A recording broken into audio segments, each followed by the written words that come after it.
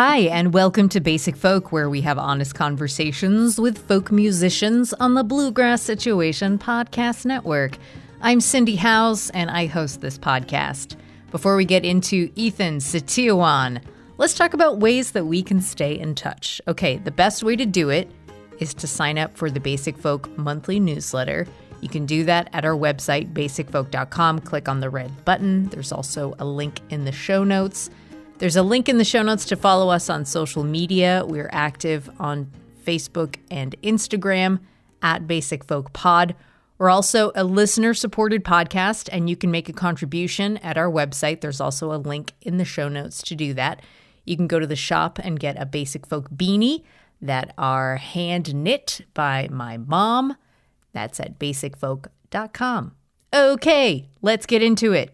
Is mandolinist Ethan Setiawan 100 years old?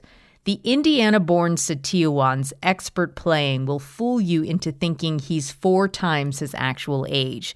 Thanks to a supportive family and Mennonite community, Ethan came to the mandolin and folk music at an early age. His impressive proficiency and technical prowess landed him a full scholarship to Berklee College of Music in Boston. There, he was exposed to all different types of music and developed that natural rhythm and groove that only comes with being in musical community. His new instrumental album, Gambit, was produced by his mentor, the legendary fiddler Darol Anger, best known for being in the original lineup for the David Grisman Quintet. Through Darol, Ethan was able to work on a tradition of his own through music built from a foundation of bluegrass. He talks about that, and he explains what the bluegrass vocabulary is on the mandolin for dum-dums like me who do not play music and are not folk scholars. Setiawan is an in-demand sideman and band member and can be seen playing with his band Corner House, Darol Anger, and Tony Trischka, among others. Enjoy Ethan and get to know his new record, Gambit. We'll take a listen to this song from his new record. This is Back Dog, and then we'll get to Ethan Setiawan on Basic Folk.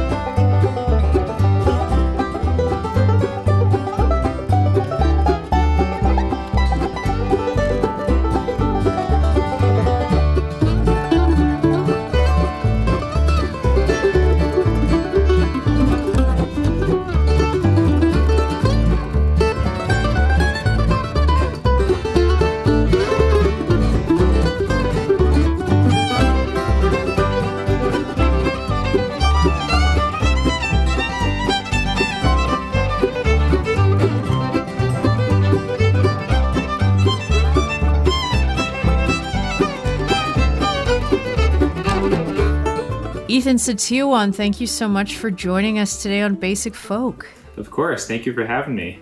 Nice to be here. So I found a couple of lines about how old you are. Bluegrass Situation had a great article on you and said the Berklee College of Music grad could easily fool you into thinking he's much older than his years. And in your bio of your performance of the mandolin, it says Setiawan has a command of the instrument far beyond his 25 years. I feel like I've asked a few guests about how they feel about their age recently, so hopefully, like, if listeners are like, here she goes again. But do you feel older? Are you 25 now? I am still 25, yeah. Okay. Do you feel older than 25? Like, how do you relate to your age, and what has that relationship looked like throughout your life? Yeah, it's an interesting question. I've always kind of been interacting with many different age groups, which I think is a really valuable thing to do, to not just be kind of inside your own sort of peer group as far as age for your social circle, which, age is a funny one for our society, I think. We really place a lot of importance on it. I've never really worried about it too much, I guess. I've always been, interested in hanging out with people from all kinds of different ages and situations there. But, people say, I'm mature or whatever. They say things like that. So, yeah, it's kind of been. They call you an old soul. Some things like that. Yeah, exactly. Yeah. How annoying. Yeah, it's terrible. Yeah. You are originally from Goshen, Indiana, and were raised Mennonite, just like your friend and mine, Sadie Gustafson Zook. Yes. I found you on the Facebook group Mennofolk, which is oh, really? a wonderful intersection of Mennonites and folk arts. Yeah. How did your hometown, and specifically your religion, influence the type of musician you are? Totally, yeah. The Mennonite church has a really amazingly beautiful singing tradition. There's a lot of emphasis on 4-part harmony, choral harmony, and going to church on any given Sunday at any given church pretty much, you get a lot of really amazing singers singing in really beautiful harmony. So I think that has kind of always been in my ear, sort of choral harmony, which if you go back, it takes you to Bach and music that I really love. That's written for instruments other than the voice. But yeah, there's a lot of really deep musical tradition just right there in front of you in the Mennonite church. But I came up in sort of this really, hippie, liberal Mennonite community, which was really open to music other than that sort of traditional choral thing, which was really fun for me to kind of be able to participate in that way from an early age, playing the mandolin. And definitely I was part of some really supportive church communities in Goshen, which is a huge, important piece for any musician, just having that community there that's willing to listen and help you out with, whatever your musical journey takes you to.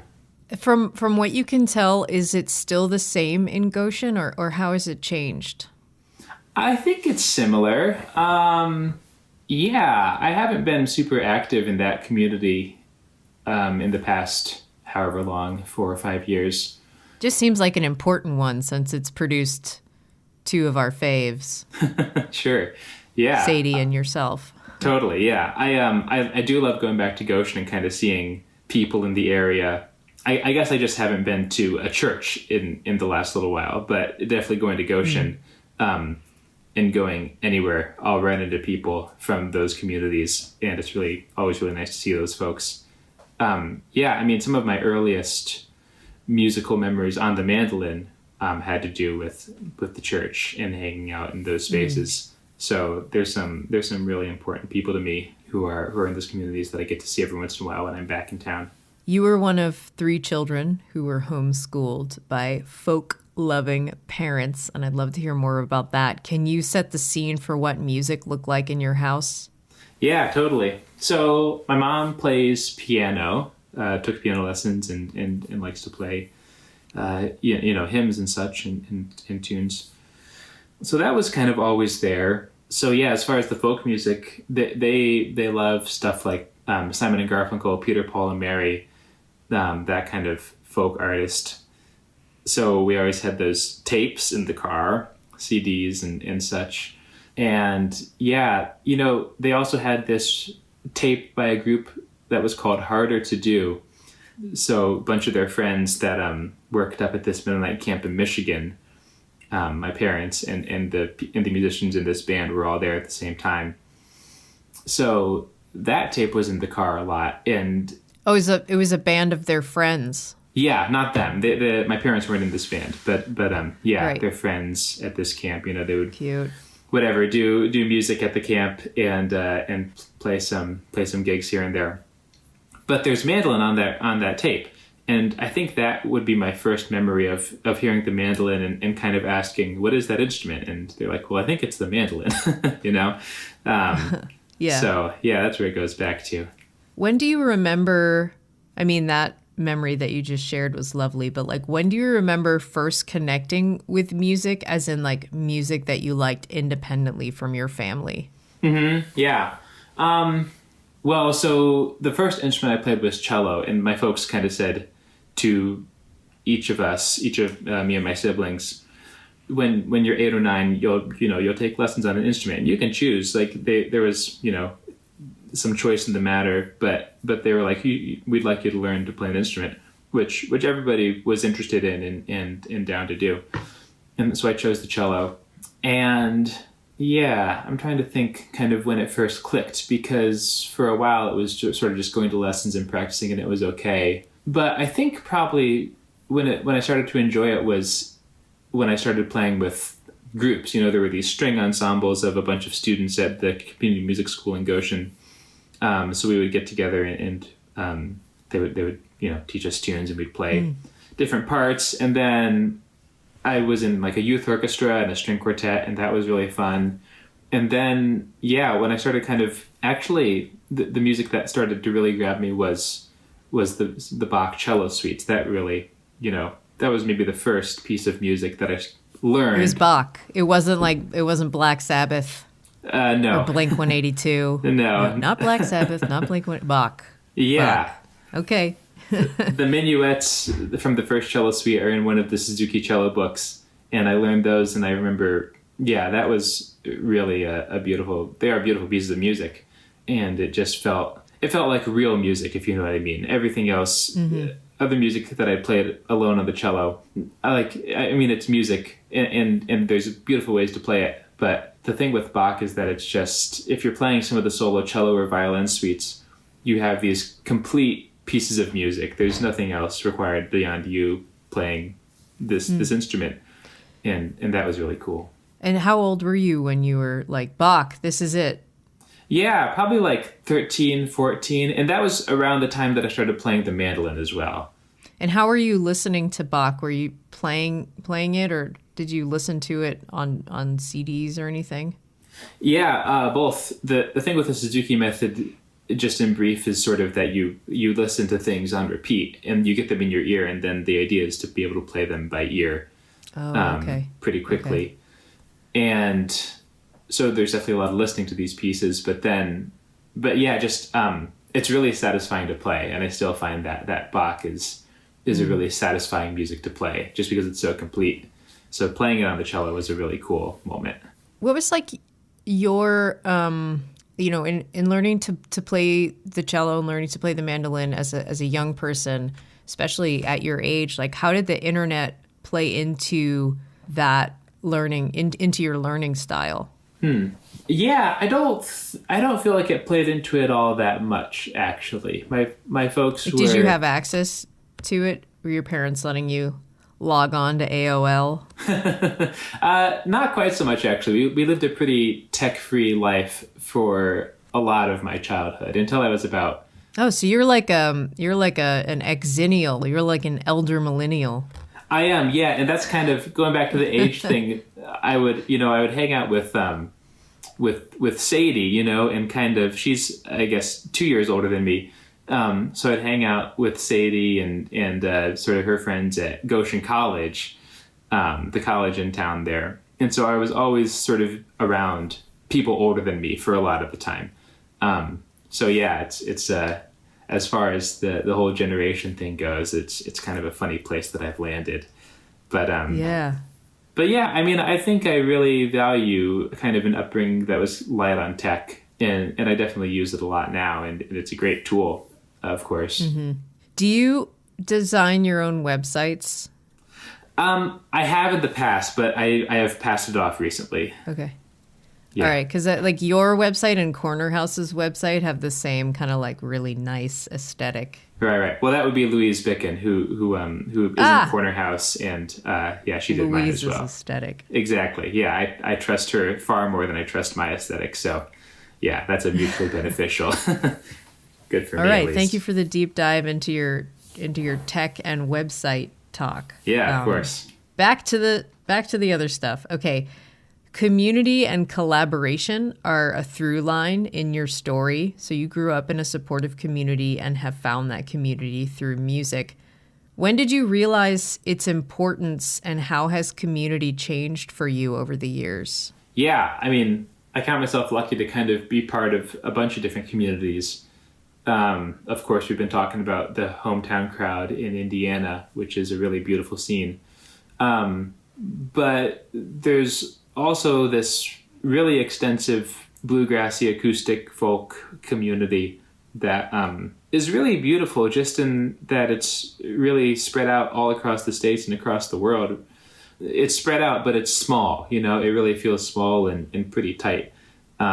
So if you know people in Maine, there's definitely somebody that you also know in Alaska that you'll get connected with if needs be, or if you want to be, So cool. Yeah, that scene is really, really special, and I count myself lucky to be a part of it. So going back to finding your instrument, you did talk about how you tried out several instruments before you got to the mandolin. You played cello, banjo, ukulele. How did you know that these other instruments weren't for you and that you should keep looking, as opposed to like, nose to the grindstone, I'm just going to work through this banjo thing? Yeah, totally. So I guess the first, I had a couple little flirtations with different instruments. I guess first would have been the mountain dulcimer, which, all right. Got left out. Yeah, kind of funny. But yeah, I was interested in sort of playing fiddle tunes, folk music, and I don't even really remember how the mountain dulcimer came to be, but somehow, we got a cardboard one. They make these mountain dulcimers out of cardboard with actual strings. Yeah, so the fretboard is wood. There's this like wooden stick on top of it with tuners and frets and whatever. But then like the resonating box, the body is cardboard. So wow. I had one of those. Is it from IKEA? It could be. Yeah, it kind of looks like that. No, I got it from this little music store in Shipshewana, the Amish town in Indiana, northern Indiana. Oh, of course, Shipshewana. Yeah, exactly. You must know it. Yes, lovely. Yes. So yeah, mountain dulcimer, and I was playing these fiddle tunes, but the mountain dulcimer is not a chromatic instrument. It's a diatonic instrument, so it's pretty limited in terms of what keys it plays. What is that? What does diatonic mean? Diatonic is in a key. So basically you can play in D or G on a mountain dulcimer. Okay. And chromatic. So it's limited. Yeah, exactly. Just like what you just said. I'm sorry, I'll just listen now. No, it's okay. It's good to clarify that stuff. With a chromatic instrument like a mandolin or a guitar or a banjo, you have all the notes. You can play in any key. And for folk music, it makes a lot of sense to have a diatonic instrument that only plays in certain keys, because that's often most of what you might want to do. But I was interested in playing fiddle tunes that went beyond D and G, basically. And so I had this other thing with the ukulele. I was part of this homeschool community that basically met 2 days a week and kind of had a quasi-school for a bunch of the kids in these families. And one of the dads in that group started a ukulele choir. So that was a chromatic instrument. So that was cool for me to kind of be able to play songs in many different keys, but it's not really a melody instrument per se. So I was kind of looking for this melody. So I'm kind of, wending my way through a bunch of options to the mandolin eventually, which is tuned in fifths like the cello. So that was a really easy transition, and it's used in fiddle music, and I wanted to play something with a pick for some reason. And I hear you love picks. I do love picks. Yeah, the bluegrass situation. I really kind of had a field day with that. That was good.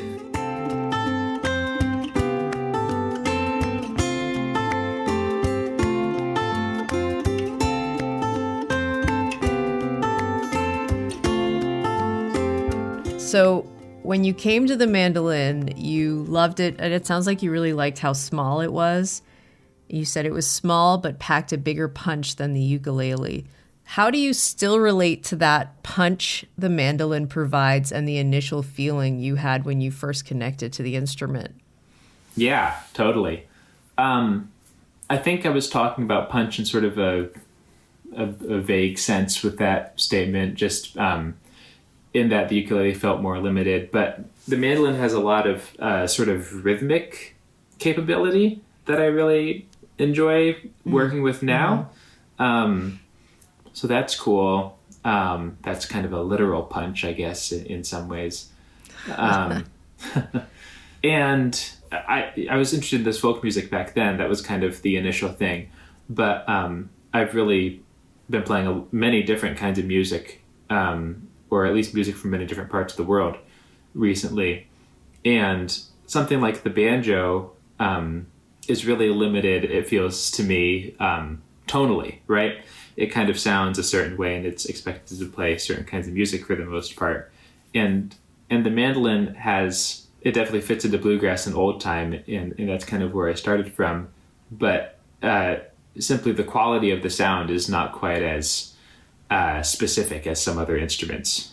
How does it feel to express yourself through the mandolin? Like, the mandolin does seem like a pretty powerful instrument, and I don't know you, but you seem like a very like even-keeled, dry sense of humor type of person just from talking to you for a half an hour. But like, how do you feel like the mandolin is an extension of your personality, or it allows you to like express different sides of your personality? Yeah, totally. Well, I like it's an interesting thing, like expression in any kind of music. And kind of what it's been for me is to like work on really specific things in practice. And then on the gig, it's sort of who knows what could happen. At that point, we're out there playing and trying stuff. So yeah, working on really specific rhythms. I've been really into this South American music, a lot of different styles down there. Choro is a big mandolin style that comes from Brazil. A lot of really beautiful melodies and rhythms there. And then I've been playing quite a bit of Venezuelan music recently, and some Argentinian music and Peruvian music. And just kind of taking some of those ideas and the way that they feel eighth notes, which is so different to North American music, and just trying to integrate that a little bit into how I play rhythm, play backup for, I'm here in Vermont on tour with Louise Bick, and we're just playing duo. And so I'm always trying to think about how to back up a fiddle player, and doing that in different ways, and just trying to really get inside that a little bit. I guess drawing from a lot of different wells, and trying to really dig deep into things in my personal practice, and then getting to the gig, which maybe people kind of think that like that's where you really express yourself, and that's probably true to some degree, but also anytime you play music, you're expressing yourself artistically as well. But I guess the gig or the recording session is where it becomes public. So yeah, just really trying to let the ears be open all the time and follow threads where they might lead.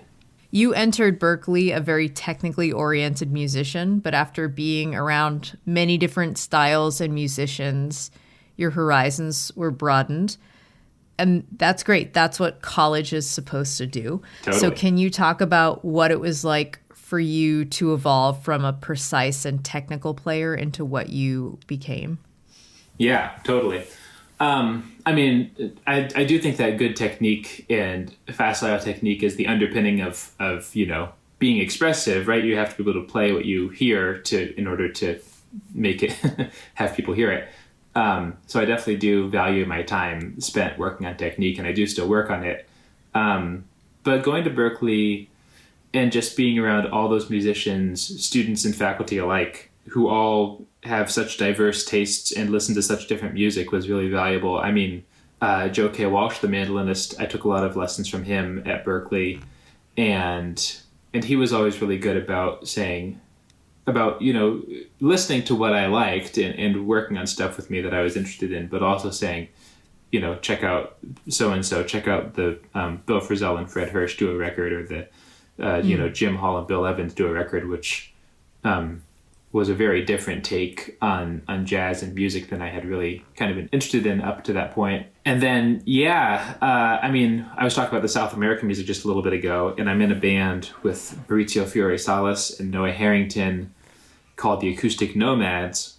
And Mauricio's from Venezuela and is really into all of that South American music. So how long has this band been together? Let's see. I think we first made a recording and started playing shows in 2019. Oh, okay. So we've been around for a little bit, and we've been doing some stuff this year. It's been picking up a little bit, it's really fun to play with those folks. Great challenge for me, going back to sort of that, working on some of that music and trying to get inside of that. But I would definitely not have gotten as far into that music without those two people, And then playing with Louise has really, and Casey Murray in Corner House, has really got me interested in sort of Celtic, Scottish, Irish, Swedish, Norwegian, all that kind of fiddle music from those countries. And it's funny to think I actually did sort of consider going to Goshen College, depending on how things would have worked out with Berklee if the situation had been a little different. And it's so interesting to think what kind of a musician in person, you would be if you had made a different choice like that. Right. Open door 2 instead of door 1. Yeah, exactly. Yeah.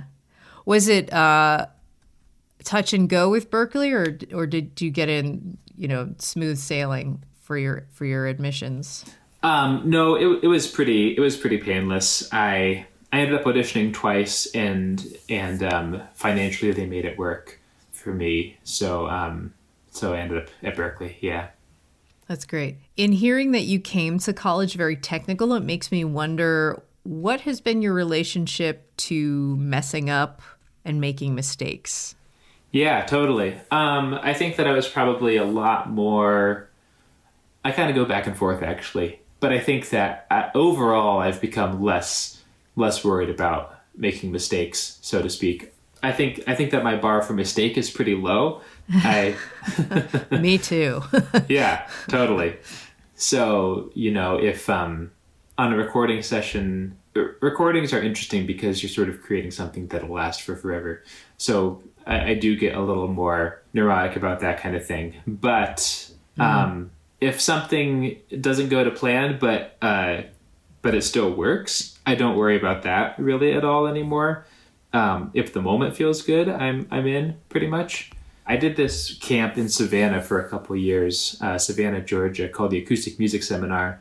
And I was lucky to work with Julian Lage quite a bit there, the great guitar player. Cool guy, Julian Lage. Yeah, exactly. That's him.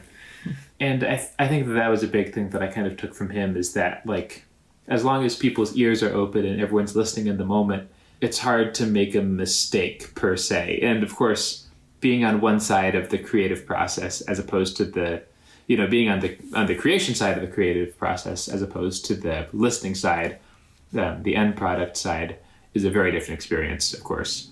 So, yeah.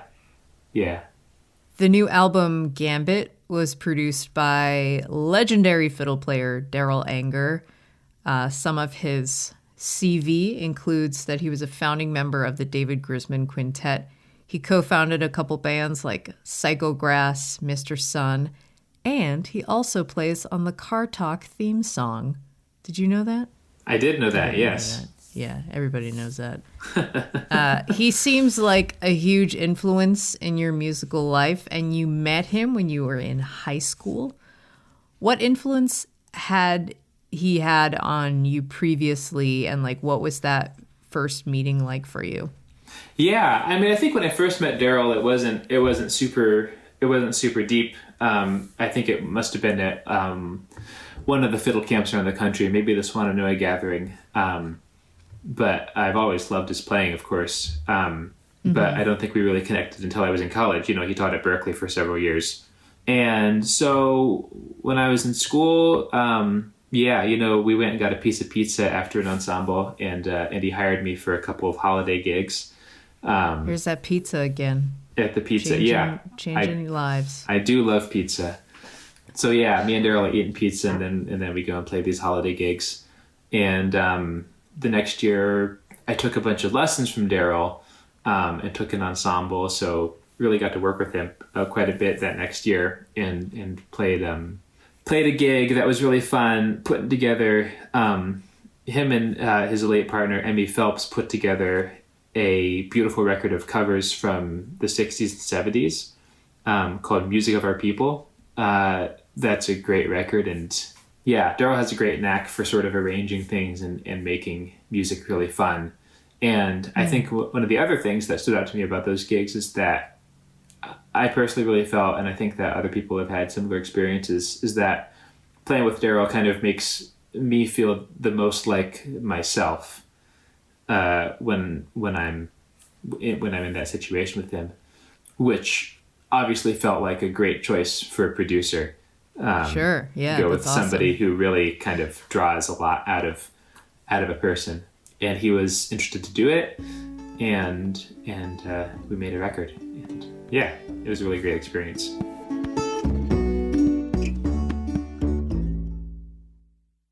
Here's a question. Do you have a mandolin nearby? Because I think you might need it to answer this question. I do, yeah, it's right over here. Okay, so first let me ask the question and then see if you need it. Okay, because also I just want to let you know I'm not a musician, and I feel like the people that listen to Basic Folk are not musicians, so that's why we might need an audio answer. But Sure. Okay, so on Bluegrass and how it remains the foundation of your music, you told BGS that bluegrass vocabulary on the mandolin is really the basis of most of my writing and my playing, and I think that comes through on the record almost more in the way that we approach the tunes and treat how we play the tunes more than the compositions themselves. I gotta tell you, I looked at that sentence for like 10 minutes and I'm like, what does this mean? So if you could just break that down a little bit more, can you, in layman's terms, explain what the bluegrass vocabulary is on the mandolin, and how do you see bluegrass in your approach and treatment of the tunes? Yeah, totally. And this is where we might need the instrument. Sure, I'll get the mandolin real quick. Let me grab that. Okay. What kind of pick you got there, Ethan? This is actually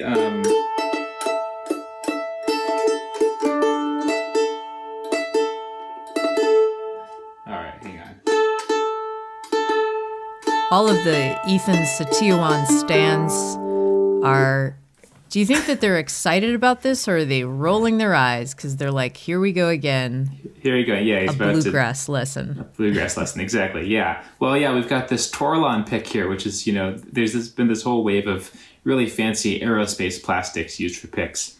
Yeah, this is one of them, made by my friend Ben in Cambridge. Cool. Yeah, I mean, so like, sort of how bluegrass came to be was, it's interesting in that you can trace it back to one person, Bill Monroe, who, it's not often you could say this, but I think you can pretty definitively say he invented bluegrass.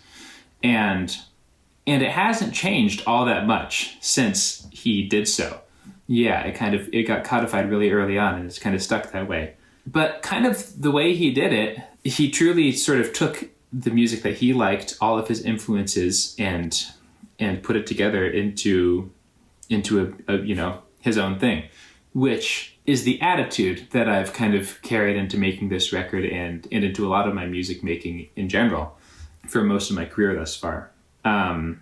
Taking all the music that I like, and it's not even so conscious, I don't think. It's more just me chasing my ear and chasing the sounds that I want to hear. Yeah, so there's a lot of different bluegrass stuff. There's the really sort of, classic fiddle tunes.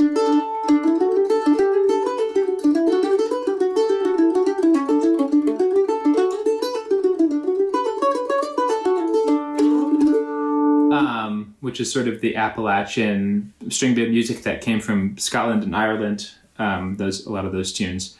And Bill also took actually quite a bit of influence from rock and roll, kind of early rockabilly kind of stuff. You get tunes like...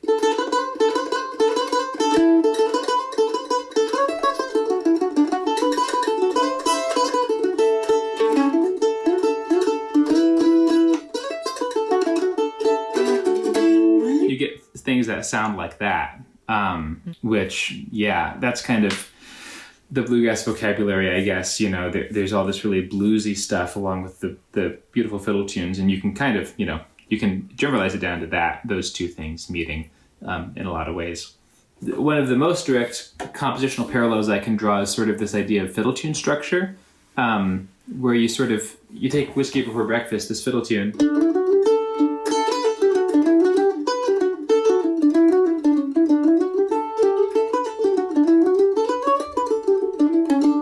It's like you have two phrases, right, that you've heard in this part. Give the first half of the first phrase and the second half of the first phrase. We call those A and B. And then in the second phrase, you get A again, and then you get something different to end with. So you get a C, kind of microsection. And I definitely kind of taken a lot of ideas from that and sort of like how to structure composition, structure tunes. Oh, cool.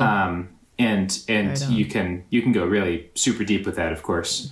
You could go like into all kinds of micro levels, but kind of in brief, that's the idea that I kind of used to write a lot of tunes. Oh, that's cool. Thank you for bringing that. Does that mandolin have a name? Big Red. It's very red. You can't really see it. Cindy can Beautiful. see it. But yeah. I can see it. It is red. Indeed. Can confirm. So you've talked about like tradition not being static, like tradition as a living thing. And when you worked with Darol on the new album, you have talked about how he's a player who has kind of created his own tradition. And this is your first album of original material. So you're kind of pioneering your own tradition. So how has your definition of tradition changed since recording Gambit? Mm-hmm. Yeah, actually, Darol put it really nicely. This record really kind of feels like an overview of a lot of, the tradition that like Darol was a big part of creating, or David Grisman, Bela Fleck, people like this who laid the groundwork for a lot of the tunes that I've now written. So yeah, I do think that there's a beautiful tradition of sort of these kinds of tunes. I don't have a great name for it. Some people use new acoustic music, which I don't really love. That sounds lame. Yeah, it's a little. It's hard.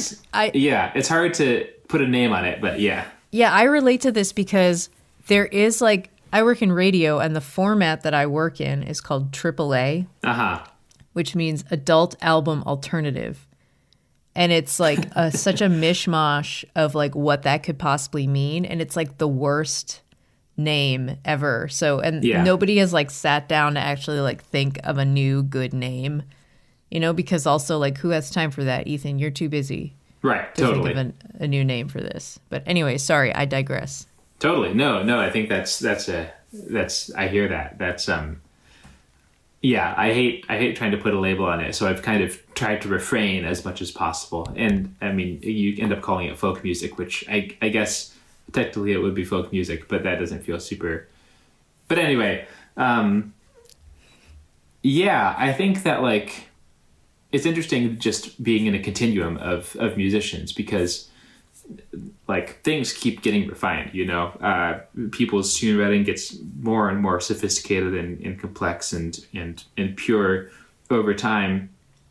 And, as an individual and also as a style, all these beautiful tunes have been written by many different people already. And there's a lot of people out there kind of still building on that and bringing their own thing to the table. So yeah, I think it's really a good time to be making this kind of music, a really invigorating time to be doing it. That's so rad. Yeah. Okay. In working with Darol, I found this quote that said, Setiawan found that he was able to make the most musical choices for each tune because of Darol, leaving academic influences aside, which sounds like I don't know how hard it was for you to like work through being too academic in your music, but what does your threshold and desire to take risks musically look like now? Yeah, I think some of that kind of goes back to like feeling really comfortable around Darol, and comfortable in like making choices, making musical choices and decisions. And I think I probably am a little more willing to kind of go for things than I used to be, on balance, at least. I also think, again, it's about following the music where it wants to go for whatever ensemble it is one happens to be playing with. And trying to always make the best choices for the music of the moment. And if the thesis of the music is to kind of try a lot of crazy things, then that's what we'll do. And if the thesis of the music is to like play a fiddle tune 6 times in a row, then we'll do that. And sort of just by merit of the people that you choose to play music with, you get very different sort of results at the end of those processes. Can you imagine what you're going to be like when you're like 65 years old? I can't. No, amazing. I can't. It's going to be crazy. Wow. I don't know what that's. I'm really excited for that. Well, I'll be like 100. So Nice. Let's take our time getting there. Perfect. Patreon. So you have a Patreon, and I have a question about it, but it's more of like a bigger question than just having a Patreon. So you offer transcriptions on your Patreon, and you offered live streams of your practice sessions. Did you actually do that? I did. Yeah, I kind of eased back on that. That was a deep COVID sort of thing, but yes, I did. What did you learn from opening your practices up to fans? Like, was it a vulnerable experience for you? Yeah, it was interesting because I would just do it on Facebook, actually, and people would be there and tune in, and they would ask questions, which is kind of interesting to like be practicing and working on stuff, and then you read the comments or whatever, and somebody says, "How would you play over?" Well, somebody asked actually about one of Darol's tunes. It's called "Ride the Wild Turkey," of course. That old classic. Exactly, what a chestnut. So somebody asked about "Ride the Wild Turkey" and how to play over it. It has this kind of weird B part that is a sort of a normal phrase length. So wait, that's the fiddle tune, right? It's like a fiddle how to tune. play mandolin. Okay. Mm-hmm. Yeah. Yeah. How to solo over it, I guess. How to improvise over that fiddle tune was the question. And the B part is kind of funny. It's not irregular. It's a kind of a normal phrase length, but it's set up in a funny way so that it feels really off kilter. People got to see me kind of work through that, and I when I slow down and really start to work on things, I start to tear stuff apart, and I can, at this point I can fake my way through a lot of things. But if I sit down and work on something, it's not about faking your way through whatever. And of course, faking your way eventually is just knowing how to play things and fake it till you make it in the most true of senses. Such a cornerstone of learning. Yeah, Fake of course. it till you make it. Of course, yeah. I mean, it doesn't really mean anything. I don't think. If you fake it and nobody knows that you're faking it, did you really fake it? Right.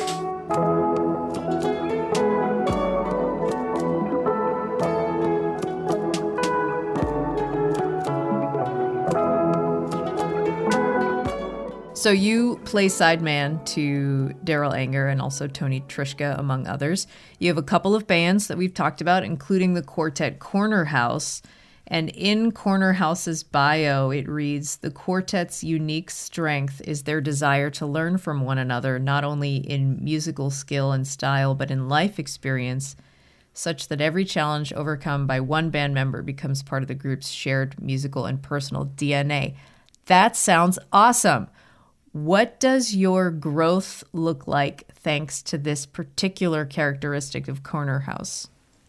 Yeah, Corner House is interesting because, like I kind of said a little earlier, Louise and Casey in the band are coming from either the contradance tradition or the Scottish fiddle tradition and sort of all the offshoots of that, Irish music, Scandinavian music, that sort of thing. And then the guitarist, who is also Ethan Hawkins, and myself, come from a more bluegrass American music background. So that band has always been about, like, how do we play together? How do we make this work? And we've definitely sort of forged our own way to sort of play music together. But a big part of that early on was, how do we play each other's music, how do we kind of understand how we all work? So yeah, that's been a really cool thing about that band, just being able to dig deep into, again, different styles that I wouldn't otherwise play very much of, or necessarily play very much of, and really stretch ourselves that way. And I think that we take that through to, our other experiences as a band, really working together on touring and being out there and making records and all that stuff. And yeah. Maine. You live in Cornish, Maine. Indeed. Which is a cute little town in the outskirts of Portland in southern Maine. Anna Tivel's sister lives in Maine. Do you know her? No, I don't. Well, I think she's like a wedding and event planner. Oh, so cool. if you need any events planned, her stuff looks great.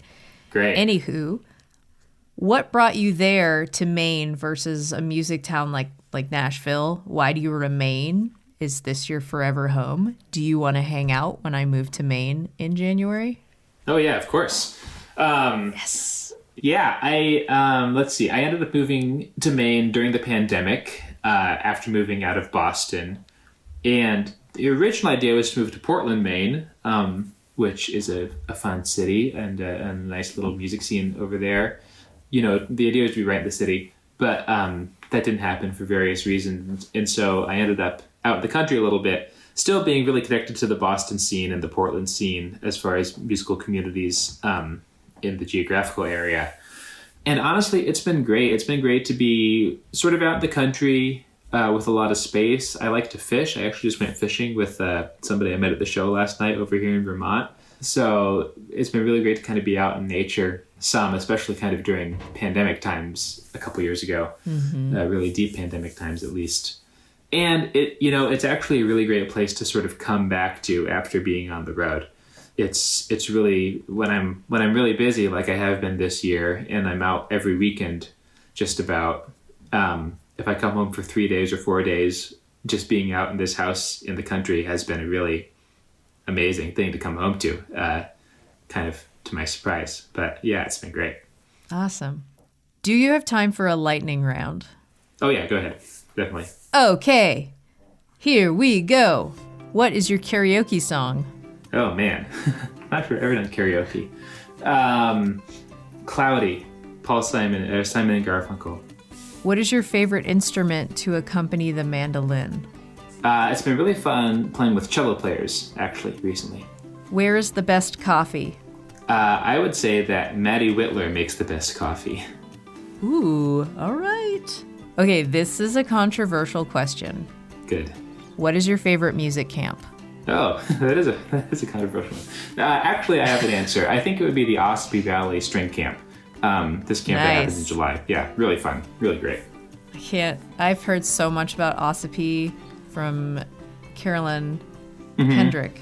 It's really good. Has told me about it. Yeah, I'd like to go. Next year, I'm there. Yeah, do it. Okay, very important question. Dogs or cats? Cats. Whoa. Okay, we are definitely hanging out. Oh, good. Good. What's the last book you read? I just read a book.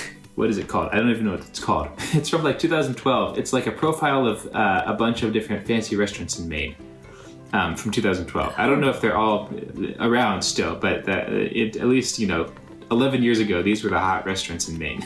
That's so funny. You're like, here's what I'm going to do. An 11-year-old restaurant guide. It was all the library had, the Cornish library, so. I'm going to mail you a book. Oh, thanks. What TV show are you currently obsessed with? Oh, man. I don't really watch a lot of TV, but I've been, this is a little bit of a tangent, but I've been playing the new Legend of Zelda game on Nintendo Switch. That's kind of the closest parallel, I think. Yeah, I've heard about it. Okay. What is the best road snack? I've been really into almonds lately. What is your most useful non-musical skill? Starting a fire. Where is your favorite fishing spot? I love the Ossipee River, Brighton Cornish. How convenient. Exactly. Okay, this is the last question. Where's the most beautiful place you've ever been? Oh, wow. Corner House went to Scotland on tour several years ago, And there was this really cool show basically on the ocean, on this little sound of water on the west coast of Scotland, kind of near the Isle of Skye. And so, basically the show was nice and it was in this little cabin, but then just going outside there's sort of this sound, and then there's a big mountain, and it's really kind of beautiful and wooded around there. There was an otter. That was pretty good. Oh, there's an otter? There's an otter. Oh, wonderful. Yeah. Ethan Setiawan, thank you so much for talking to me today. Congratulations on the new record. Yes, of course. Thank you for having me. Yeah, definitely.